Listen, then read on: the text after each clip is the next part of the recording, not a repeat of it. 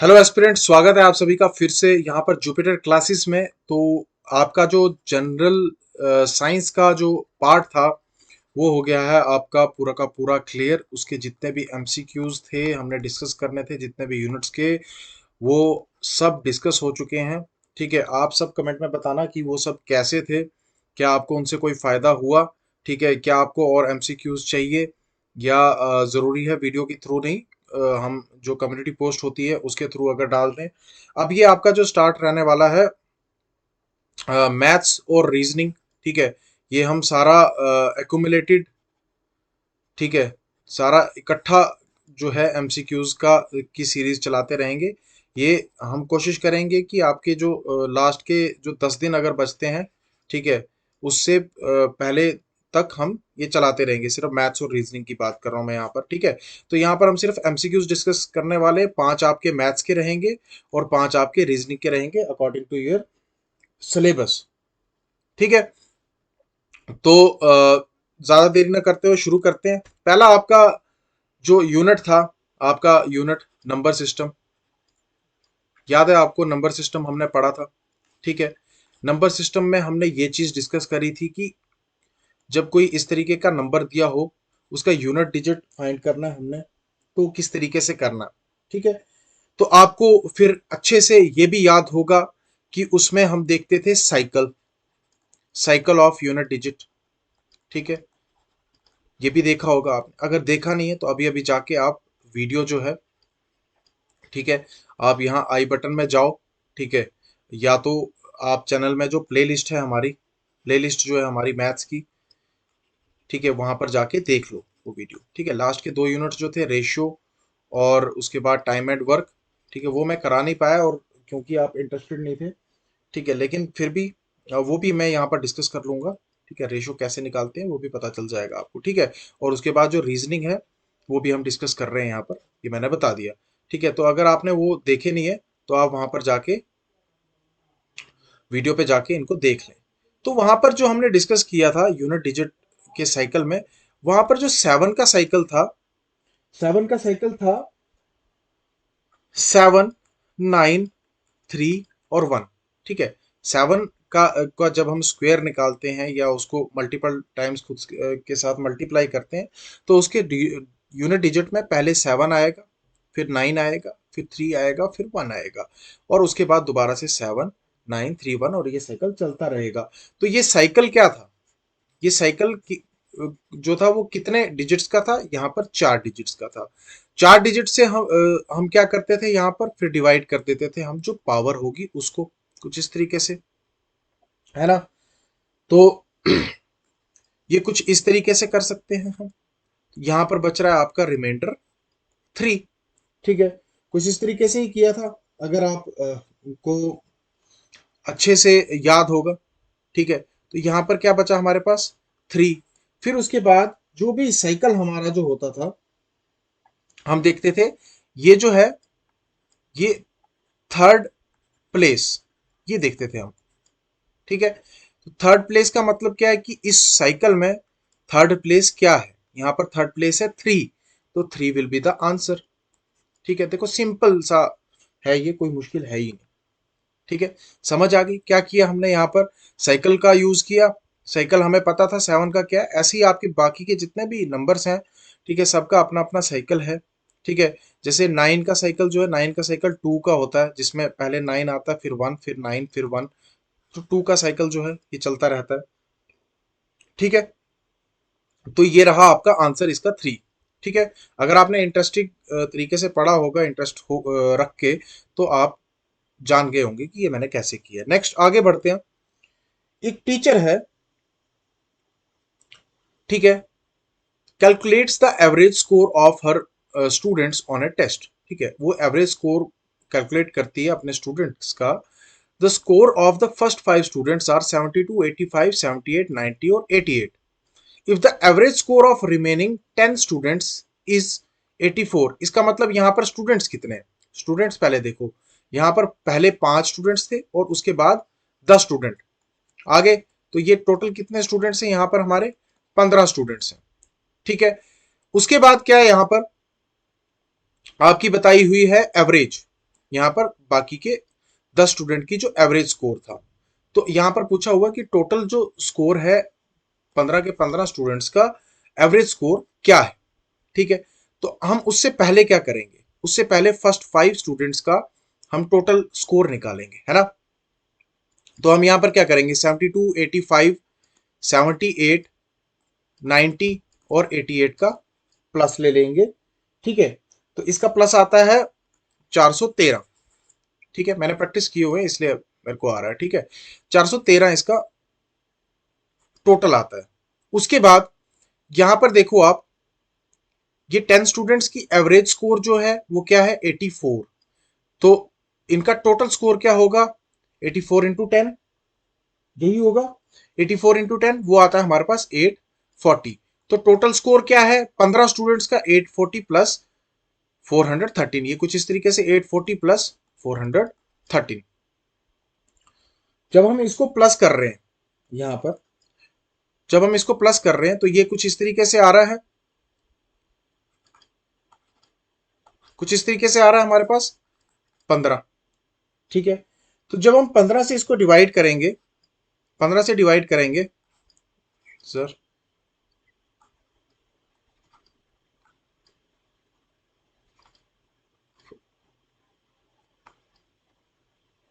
ठीक है, 83.5 समथिंग आ रहा है, 83.5, आगे कुछ और भी है। ठीक है, तो यहां पर देखोगे या तो 55 होगा, 52 होगा, 53 होगा, कुछ भी होगा। ठीक है, तो ये किसके क्लोज है, यहाँ पर 84 के क्लोज है। कैसे, क्योंकि यहाँ पर पॉइंट के बाद जो 5 है, 5 के बाद जो वैल्यू है ऊपर की है, तो हम अगर इसका राउंड ऑफ निकालेंगे तो 84 आता है। तो 84 will be the answer, simple, कुछ मुश्किल नहीं है इसमें। ठीक है, नेक्स्ट आगे बढ़ते हैं। एक शॉपकीपर है, marks the price of an item 40% about the cost price. ठीक है, कॉस्ट प्राइस के ऊपर 40% जो है एक शॉपकीपर मार्क करता है प्राइस को, यानी कि मार्क प्राइस। ठीक है, during the sale he offers the discount of 25%, और डिस्काउंट जो है वो आपका रहता है 25% का उसी मार्क प्राइस पे। ठीक है, what is the percentage profit और लॉस टू द शॉपकीपर। तो परसेंटेज प्रॉफिट या लॉस जो है वो क्या होगा, तो ये सब निकालने के लिए आपको, आप देखो पहले यहां पर कॉस्ट प्राइस दी हुई है, कॉस्ट प्राइस नहीं दी है। लेट सीपी बी 100 रुपीज, 100 है ना, सीपी जो है 100 रहेगा। तो अगर आपका 100 रह रहा है, तो 100 के ऊपर जो डिस्काउंट जो मार्क प्राइस है वो कितना, 40% है ना। 100 का 40% क्या होता है, 40 होता है। तो हम इसको ऐसे लिख सकते हैं, 100 प्लस 40, मार्क प्राइस हो गया आपका 140 रुपीज, 140, है ना। फिर उसके बाद डिस्काउंट है, डिस्काउंट 25% है 140 पे, है ना। 140 पे 25% का डिस्काउंट है, तो 25% मतलब अपॉन 100 इंटू 140, कुछ इस तरीके से होगा। जब हम इसको क्लियर कर रहे हैं तो ये कुछ इस तरीके से आ रहा है। ठीक है, कुछ 35 आ रहा है, ये रुपीज 35 का डिस्काउंट है। तो 140 में से हम अगर 35 माइनस कर देंगे तो आता है 105। ये था उसका सेलिंग प्राइस, जो एक्चुअल में सेलिंग प्राइस उसका था। ठीक है, समझ आ गई आप क्या किया यहां पर हमने, यहां पर हमने किया, पहले देखा कि सीपी जो है हम 100 एज्यूम कर रहे हैं, ये अजम्पशन है, अजम्पशन हम एज्यूम कर रहे हैं, क्योंकि 100 इजी है कैलकुलेट करना। 40% उस पे मार्क प्राइस है, 40% मार्क प्राइस है उस पे, तो 40% का मतलब 100 का 40% 40 होता है, 140 लिख दिया हमने, ये मार्क प्राइस निकल के आ गया। ठीक है, उसके बाद उसने उसको क्या किया, उसके ऊपर डिस्काउंट भी लगा दिया। ठीक है, डिस्काउंट लगाया 25% का, तो कितना डिस्काउंट था वो, 35 रुपए का डिस्काउंट लग गया उस पर। तो 40% ऊपर लगाने के बाद उसने क्या किया, 25% डिस्काउंट लगाया, तो जो निकल के आया, जो लास्ट में प्राइस निकल के आया वो सेलिंग प्राइस आया ना। तो 105 यहां पर क्या है, सेलिंग प्राइस है। ठीक है, अब आगे क्या है, what is the percentage profit और लॉस टू द शॉपकीपर। तो प्रॉफिट है या लॉस है, सेलिंग प्राइस ये है 105, 105 है सेलिंग प्राइस। कॉस्ट प्राइस क्या अज्यूम की थी हमने, 100 माइनस 100, ये आता है रुपीज 5, रुपीज 5 का उसका क्या हुआ, प्रॉफिट हुआ। है ना। यहाँ पर क्या है, हमारा जो सेलिंग प्राइस है, selling price is greater than cost price, यही है। तो प्रॉफिट निकल के आ गया। तो अब यहाँ पर प्रॉफिट परसेंटेज में पूछा हुआ है, तो 100 अगर कॉस्ट प्राइस है, ठीक है, और उसका जो प्रॉफिट है, ठीक है, उसका जो प्रॉफिट है वो है 5 रुपए का। तो 5 रुपए 100 के कितने प्रतिशत होते हैं, तो 5% होते हैं, 5% प्रॉफिट, इसका आंसर हो गया।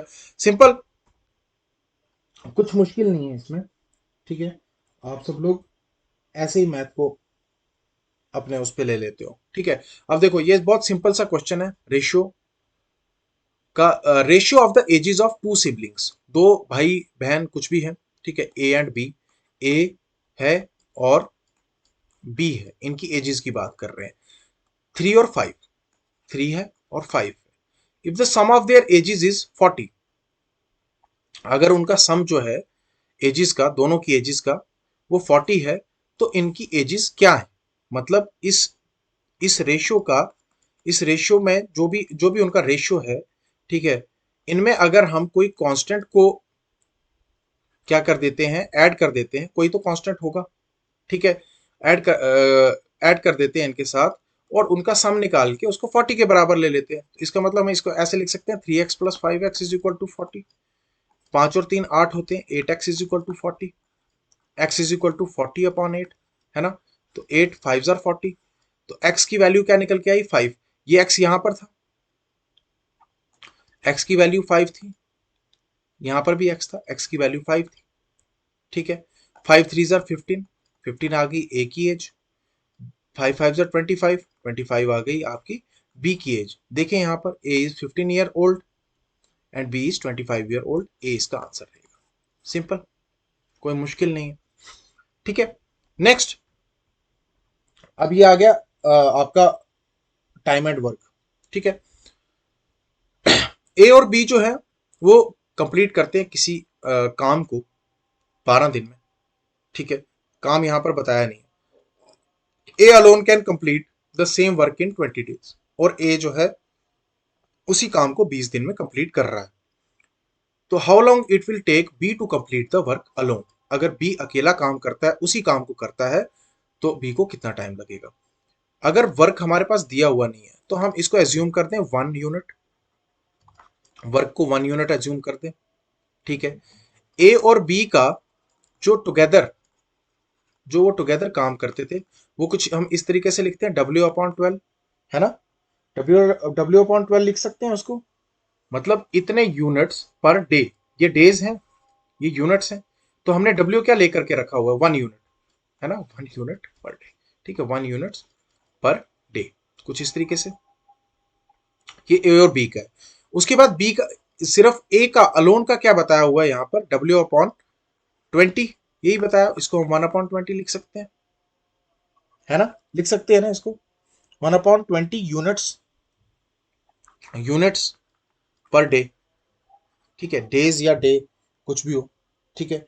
क्या हम इस एक्सप्रेशन को ऐसे लिख सकते हैं, अच्छा बी का जो लिखेंगे हम, ठीक है, बी का हम क्या लिखेंगे, बी का लिखेंगे 1 यूनिट्स, जो भी हमने वर्क अज्यूम किया, अपॉन बी, बी हम उसके days, B is considered as days, ठीक है। तो हम इसको ऐसे लिख सकते हैं क्या, 1/20, यानी कि ए, है ना, ए प्लस 1/बी, ए और बी इज इक्वल टू 1/12, क्या हम इसको इस तरीके से लिख सकते हैं, ठीक है, लिख सकते हैं ना, है ना। उसके बाद इसको मिटा देता हूं मैं यहां से,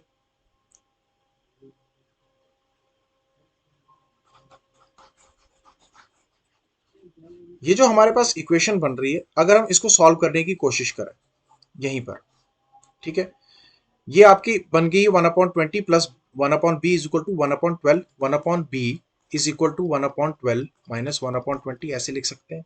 जब हम इनको मल्टीप्लाई करेंगे, 1/b इज इक्वल टू, ये आता है 20 माइनस 12/240, है ना।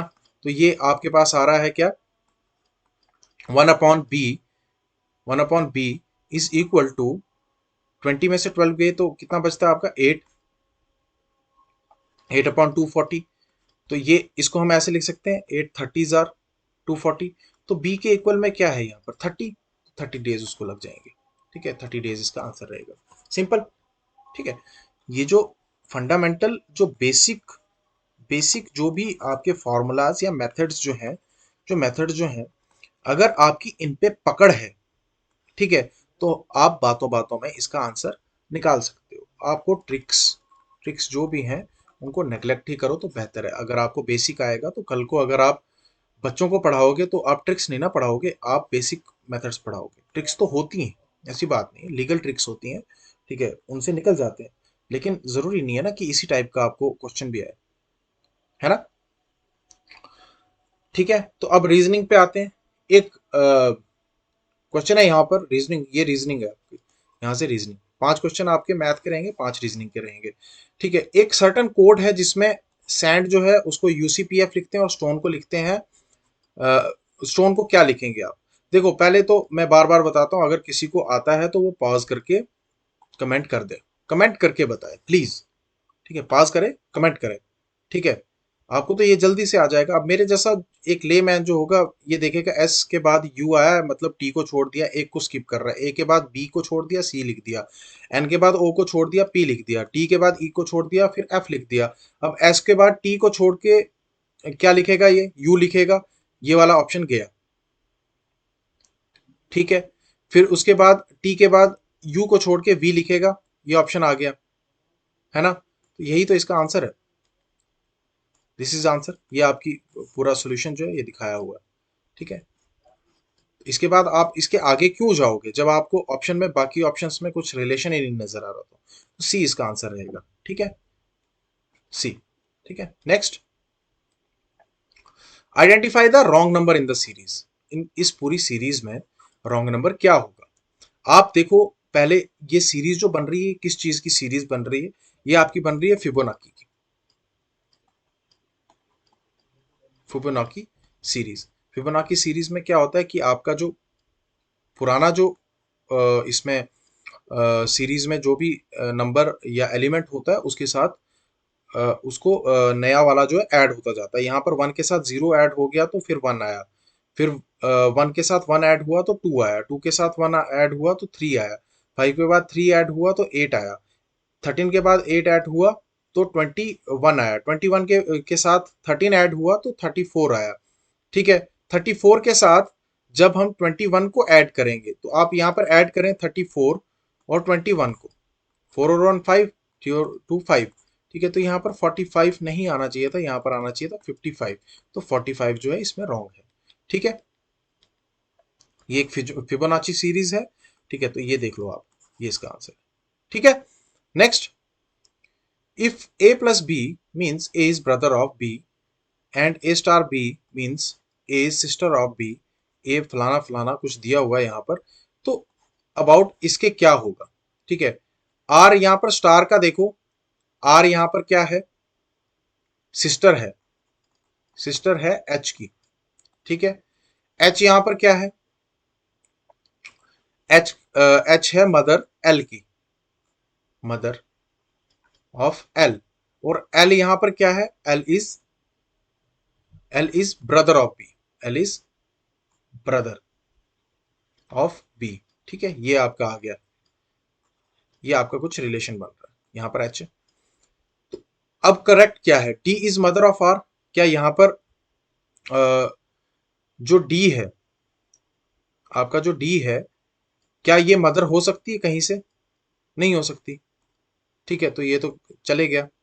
D is sister of R, जो डी है वो आर की सिस्टर है, नहीं हो सकता, क्योंकि ऑलरेडी जो एच है वो एल की मदर है और एल ब्रदर है डी का, नहीं हो सकता। L is son of H, L H का सन है, तो साफ साफ दिख रहा है ना, एल एच का सन है। ठीक है ना। एच जो है वो मदर है एल की, तो एल उसका बेटा है। H is brother of D, H जो है वो ब्रदर है, हो सकता है डी का, अगर ये इसका भाई है तो ये इसका ब्रदर हो सकता है, नहीं हो सकता। ठीक है, तो ये भी गलत है, सी इसका आंसर आएगा, देख लो। ठीक है, next, a man travels eight A speed of 18 kilometre per hour, find the distance covered by him in 72 seconds में अगर वो 18 किलोमीटर पर आवर की स्पीड से चल रहा है, ठीक है, तो डिस्टेंस जो कवर करेगा वो 72 सेकेंड्स में वो क्या है? तो स्पीड यहां पर दी हुई है, speed is 18 kilometre per hour. ठीक है, सिंपल सी बात है। हो 18 किलोमीटर पर आवर। ठीक है, तो अब यहां पर जो सेकंड्स में हमने नापना है कि सेकंड्स में उसका डिस्टेंस क्या है। ऑप्शन यहां पर किलोमीटर में दिए हुए हैं, तो सेकंड्स जुड़ता किसके साथ है? मीटर पर सेकंड के साथ, है ना, मीटर पर सेकंड ही आता है। तो 18 किलोमीटर को कन्वर्ट किया जाएगा अभी पहले मीटर पर सेकंड में। तो 18 किलोमीटर को कन्वर्ट करने के लिए हम क्या करेंगे? 5/18 से मल्टीप्लाई कर देंगे। याद रखना, जब भी आपको किलोमीटर पर आवर से कन्वर्ट करना हो मीटर पर सेकंड में, तो आप क्या करोगे? उस किलोमीटर पर आवर वाली वैल्यू को 5/18 से मल्टीप्लाई कर दोगे, दैट इज मीटर पर सेकंड। ये मीटर पर सेकंड में होता है। और जिस टाइम पे आपको मीटर पर सेकंड में मीटर पर सेकंड को किलोमीटर पर आवर में कन्वर्ट करना है, तो उस टाइम पे आप उसको 18/5 किलोमीटर पर आवर से मल्टीप्लाई कर दो। जो भी आएगा वो उसी यूनिट में आंसर आएगा। ठीक है, तो 5/18 से मल्टीप्लाई कर देते हैं, कैंसिल हो गया, यहाँ पर आ गया 5। ठीक है, तो उसकी स्पीड क्या आ गई? 5 मीटर पर सेकेंड। 5 मीटर पर सेकेंड। तो यहाँ पर पूछा है कि 72 सेकेंड्स में वो कितना चलेगा। 5 को हम 72 से मल्टीप्लाई कर देंगे, है ना। Speed into time is equal to distance, यही है ना। Find the distance covered, distance covered निकालना है हमने। Distance is equal to speed into time. तो स्पीड उसकी 5 थी, टाइम 72 है, तो जब हम इसको मल्टीप्लाई करेंगे तो ये आता है हमारे पास 360, है ना, 360 मीटर। अब मीटर को कन्वर्ट करना है किलोमीटर में, क्योंकि आंसर किलोमीटर में है। तो 360 को हम डिवाइड कर देंगे 1000 से, है ना। डिवाइड करने के बाद क्या आ रहा है यहाँ पर? 0.36 किलोमीटर आ रहा है। 0.36 किलोमीटर इसका आंसर है। सिंपल है, ठीक है। बस आपको देखना है, अच्छे से क्वेश्चन को देखना है, समझना है। आपके एक ही तो फॉर्मूला यूज किया है, speed is equal to distance upon time, है ना, तो मुश्किल तो है नहीं। ये 5/18 जो है, ये 5/18 कैसे आता है? थोड़ा लेंथी हो जाएगा, आपको 5/18 ही याद करना चाहिए। ठीक है, किलोमीटर होता की वैल्यू होती है 1000, कुछ इस तरीके से। ठीक है, और उसमें हम देखते हैं उसके सेकंड्स कितने होंगे। ठीक है, और उसके बाद ये जब डिवाइड मल्टीप्लाई करते हैं तो 5/18 आता है। ठीक है, तो ज्यादा मुझे नहीं लगता कि कोई जरूरी है। ठीक है, यहाँ पर देख सकते हैं ना आप, 18 दूने 36 और 5 दूने 10, ऐसे करके देख लो। ठीक है, ये जब हम कर देते हैं 5/18 आता है, तो कुछ मुश्किल नहीं है। नेक्स्ट, अच्छा, लाइट अगर सन से आती है, ठीक है, तो हीट कहाँ से आएगी? इलेक्ट्रिसिटी से तो नहीं आएगी, फायर से ही आएगी। वाटर हीट प्रोवाइड नहीं करता, अल्कोहल भी नहीं। अल्कोहल तब प्रोवाइड करती है जब आप उसको पीते हो। ठीक है, तो वो पीना नहीं है। ठीक है, वो अपनी जिंदगी से निकाल दो, पानी पियो। ठीक है, इलेक्ट्रिसिटी का सिर्फ मजा लो। ठीक है, हाथ मत लगाना, बाकी नहीं तो सच में आप हीट प्रोड्यूस कर दोगे, फायर लग जाएगी। ठीक है, तो फायर इसका आंसर है। ठीक है, ये कुछ इसमें एनालिसिस दी हुई है इसकी, जो थोड़ा डीप एनालिसिस, डीप क्या है यहाँ से तो सिंपल पता चल रहा है, रिलेशन। ठीक है, बाकी मैं आप सभी को बोलूंगा कि प्रैक्टिस करो। अगर आपको कुछ पूछना है तो मैं अभी जिंदा हूँ। ठीक है, जब नहीं रहूंगा तो अलग बात है। Thank you so much for watching. अगर आपके कोई क्वेश्चन है, ये मेरी मेल है, ये मेरा व्हाट्सएप है, आप मुझे कॉल भी कर सकते हो यहाँ पर, कॉल के लिए भी। ठीक है, बाकी आप हमारी जो ई बुक्स हैं, ई बुक्स को डाउनलोड करो। ठीक है, अब जिस तरीके से यहाँ पर मैंने अभी जो क्वेश्चंस डाले हुए हैं एमसीक्यूज के, वैसे ही आपके जो मॉक्स जितने भी हो रहे हैं उसमें मैंने खुद प्रिपेयर करे हुए हैं क्वेश्चंस। ठीक है, सॉल्यूशंस भी प्रोवाइड करे हुए हैं। ठीक है, तो वो मॉक्स जो है उनमें उनमें भी आप पार्टिसिपेट करो प्लीज, ये आपके फायदे के लिए। 149 का बंडल है, उसमें आप क्या कुछ नहीं कर सकते, बहुत कुछ कर सकते हो। ठीक है, बस मेरा इतना ही है, बाकी खुश रहो, आबाद रहो और पढ़ते रहो। ठीक है, thank you so much guys, bye bye.